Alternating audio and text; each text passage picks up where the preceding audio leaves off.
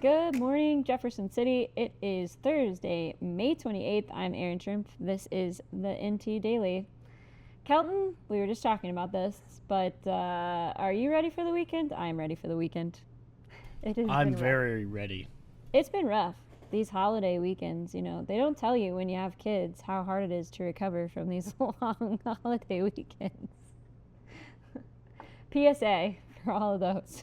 It's hard. At least they're back in summer camp this week, though. We have that going for us. So, today in Jefferson City, we're going to continue our conversation about data centers because I don't know that conversation is going away anytime soon. Yesterday, we talked about Erin solar facility and Google's new data center announcement, and it turns out that Moniteau County has been paying attention and they don't want to wait around. They are looking to put in place regulations before a data center shows up. And so we're also going to talk about a major legal fight here in that could impact 32,000 Monsanto cases sitting in Cole County Circuit Court right now. A couple of quick Jefferson City updates from the City Council and Cole County Commission, and we have our local government reporter Steffi Smith back. So we did a small segment to get a few updates ahead of Jefferson City Council's meeting on Monday night. We also have a local story about workforce, but let's get into it. So Moniteau County is trying to get ahead of data centers. Yesterday we talked about Google's $15 billion data center in New Florence, and now there is a huge debate about who is going to pay for the infrastructure to power these massive facilities. Moniteau County has looked at what is happening to rural communities in Missouri and around them, and we have a story in the News Tribune today and that is from the California Democrat that Moniteau County is moving forward with regulations for data centers before any company has even applied to build one there. The county is hosting what they're calling community conversations to gather input from residents about what these regulations should look like. They are trying to be proactive, and honestly, that feels kind of rare from government these days. So hats off to them for thinking about this issue. But I think what we've seen across Missouri is rural communities are asking themselves the same questions. Can we handle the water usage? What about the strain on local infrastructure like roads and utilities being a major part of that? And in counties where wells and septic systems are common, not city water and sewer, can they actually support the massive data center water usage? This particular story came from the California Democrat reporter Caden Quinn, but Matt McFarland, our local government reporter for the News Tribune, has been covering a lot of the data center conversation from multiple angles. He, again, like we mentioned yesterday, has articles on Google's new project, Erin Solar Project. So we are going to keep you posted on all of these developments, but you can read all of that coverage on newstribune.com. And 32,000 Monsanto cases are in limbo.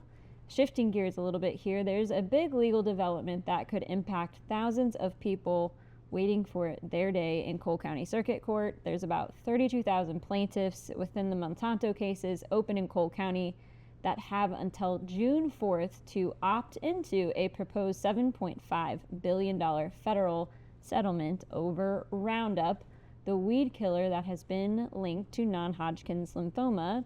But here is a wrinkle. That deadline is likely to be pushed back because a group of lawyers just moved the case to federal court. They are fighting the settlement, saying it's not enough money and that it unfairly binds people who don't even know they have cancer yet. Here is why that matters. The proposed settlement would pay out about $40,000 on average over 21 years, but the average yearly cost of treatment for non-Hodgkin lymphoma is over $21,000. So there's a bit of a math problem. In Cole County, 300,000 Monsanto cases were filed over about three and a half years. After years of settlements and cases moving to St. Louis, there's still 32,000 cases on the docket. Circuit Clerk Mark Eichels told Matt McFarland that the court is dismissing about 150 cases per week, but there's absolutely no way to estimate what the time frame is before all of the cases are cleared up.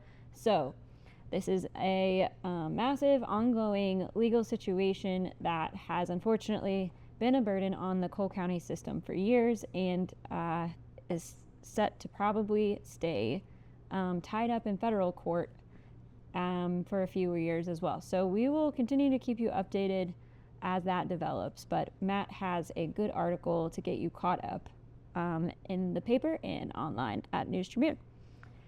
But before we get moving any further on local news, I want to give a shout out to our friends at Hen House Fresh Foods here in Jefferson City on Stadium Boulevard. If you're stocking up for the weekend or just trying to make it through the week, Hen House has some solid deals right now. They have a bone-in center cut rib chops are just $1.99 a pound. They have a thick cut pork loin, which is a big hit at my house, for $2.49 a pound.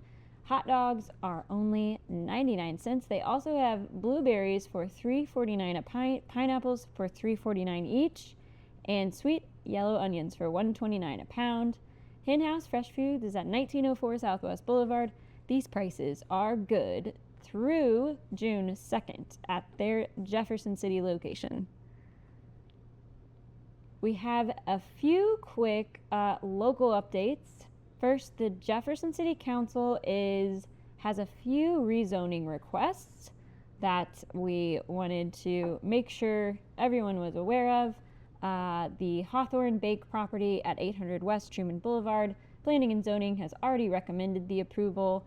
They want to build a new bank branch, and they plan to demolish the old building and build at least an additional building on the property. So that rezoning is going through the process right now. There is also another rezoning consideration for Rusty Druring Chevrolet to expand. That's the dealership on West Truman. Planning and Zoning has already forwarded that request for approval to City Council. And a Cole County Commission update. Cole County, we have had a few articles in the News Tribune on this, but Cole County has approved revised rules and a fee schedule for excavating in the county's right-of-way. Basically, because of all the cable and utility work happening, the workload for county staff has increased a lot. So they are enforcing and increasing permit fees. They have not changed the structure in years, so please go see that article and get caught up on the new policy. And one last local story, in case you missed it, there is a really interesting story on newstribune.com about a local effort to make Cole County more workforce ready. The Central Missouri Community Action hosted a community conversation this last week to figure out what's keeping people from getting jobs or pursuing jobs, and what their barriers to getting jobs and applying for jobs, and what employers actually need and are looking for. Not too surprising with the responses from that meeting and in the surveys at that meeting. Transportation and childcare ended up being the biggest barriers to employment. 60% of people said lack of transportation was keeping them out of the workforce, and 50% said childcare. So we are going to cut to our segment. We have Steffi Smith in the studio with us this afternoon to give an update on a round of articles that she's written lately on what's going on at Jefferson City government, and looking forward to their city council meeting on Monday. So we are going to welcome Steffi here into the studio, and we will be right back. Stay with us. We have a severe weather alert to report here. The storm is also bringing the threat of damaging winds and large hail. Here's the thing. When storms bear down, we step up. Ready to get? You bet. Our teams are always ready to keep your power strong. Ameren.com/power on. Welcome Welcome back to the NT Daily. As promised, we have our local government reporter, Steffi Smith, back in the studio with us to talk about a few Jefferson City updates. Steffi, welcome back. Thank you for having me. Of course. So, a couple of articles in our local government section lately about city government. The first was about a revenue conversation. Oh yeah, it's that last week? A finance committee meeting last week. Brian Crane was talking about, he basically said the city needs to increase revenue somehow or start pulling back on services, and nobody wants to pull back on services, but also nobody wants to raise taxes. So he was saying the city council basically needs to figure out what to do there. A balance between spending and getting money getting money through the door. Mm-hmm. Okay. When does their fiscal year end? They go from November 1st to October 31st. Okay. So the fiscal year begins in November. Okay. So when will they start budget meetings? They start in the summer, usually around finance. August. Sometimes they start a little earlier, depending. But usually August is when the budget committee meets, and then they have often like a pretty jam-packed kind of budget schedule for a couple months, and then they obviously have to pass the budget by October 31st. But then it's usually like 2 meetings a week for like 2 months. And is that different than the finance committee? They'll Yes. have a separate budget committee? Yes, the budget committee is just the city council. It's all 10 members of the city council, but it's so that they have to send the budget to the full city council from committee, and then they have it do the whole bill process, but it'll just be a city council. Okay. That's helpful. So you think these conversations will pick back up in August when they start having budget Yes, meetings? I think so. I think that they'll start kind of thinking more about revenue, and by the time that they start the budget, it will be after the capital improvement sales tax. I was just going to ask you. So capital improvement sales tax is on the August primary ballot, right? Yes, it'll be a renewal for this half-cent sales tax for another 10 years. Normally it's been 5 years, but they're upping it to 10 years. The tax rate itself is staying at half cent, but they're trying to get 10 years so they can do kind of bigger projects. Yeah. And you went to a coffee this week where they talked a little bit about that again. Are they having do they have this weekly coffee at City Hall? Is it weekly? Yeah, Molly Bryan has been setting them up on Wednesdays, and it's specifically about the capital improvement sales tax right now. That's what I thought. To kind of they've had one about police, public works, and parks so far, and then the fire department was on Wednesday morning. Okay, how'd that go? It was really good. Fire Chief Matt Schofield was there. He was talking about all the different things that the fire department has to budget for. Obviously vehicles and some of their like really niche equipment is the most expensive stuff, and then they use the capital improvement sales tax for a lot of those larger purchases. You can read Steffi's coverage of those Wednesday morning capital improvement sales tax meetings that are going on at City Hall on Wednesday mornings. You can read all about that in the paper on Thursdays and online at newstribune.com. And we have a city council meeting coming up. Yes, on Monday, and it will be Ward 3 Councilman Derek Thomas's his last council meeting before he moves out of state. So the city council is going to discuss how they're going to fill that Ward 3 vacancy, what all the requirements are, and how long it might take to get somebody new. All right, so the big ticket item on the council agenda Monday is filling that vacancy for Ward 3. Thank you for coming and giving us another update, and we will continue to direct subscribers and readers to Steffi's articles online at News Tribune to keep up to date on Jeff City and City Council updates. Thank you for having me. And when we get back, I'm going to give a prep sports update about where our local teams are at in the state championship finals over the next few days and this weekend. So stay with us for the NT Daily. Thanks. St. Louis Carpenters Union has shaped our communities. Through trusted alliances, we deliver skilled professional craftspeople while our business partners provide the kind of quality jobs that keep our economy humming. It's a blueprint that has worked since 1882. Turning Missouri into a right-to-work state stalls progress, wipes out jobs, and kills momentum. Right to work is wrong for everyone. Let's keep Missouri moving forward. Visit carpdc.org to learn more. Welcome back to the NT Daily. I want to give a prep sports update before the weekend and where our local teams might be at in the state championships. Just a reminder, the Class 4 and Class 5 state championship track and field events are at Adkins Stadium this weekend. So if Jefferson City seems a little busy, they that is because we are hosting teams throughout the state at Adkins Stadium this weekend.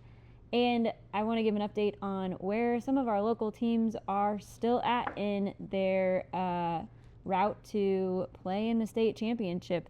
In baseball, the Blair Oaks Falcons face off tonight against Carrollton in the quarterfinals, Class 3 quarterfinals. Fatima is also in the Class 3 quarterfinals versus Duchesne. They are also playing tonight on Thursday night. St. Elizabeth played last night on Wednesday night in Class 1, and those results should be in the paper today. Our girls soccer teams who are still vying and still in the run to make it to the Final Four. The Capital City girls soccer will play Carl Junction on Saturday, and Helias girls soccer will face off versus Fort Zumwalt South. So that is your NT Daily for Thursday, May 28th. I hope you all have a good weekend. Thank you for spending part of your morning with us. Again, as always, you can reach out to us at ntdaily@newstribune.com if you have events and stories that you want to highlight. We would love to hear from you.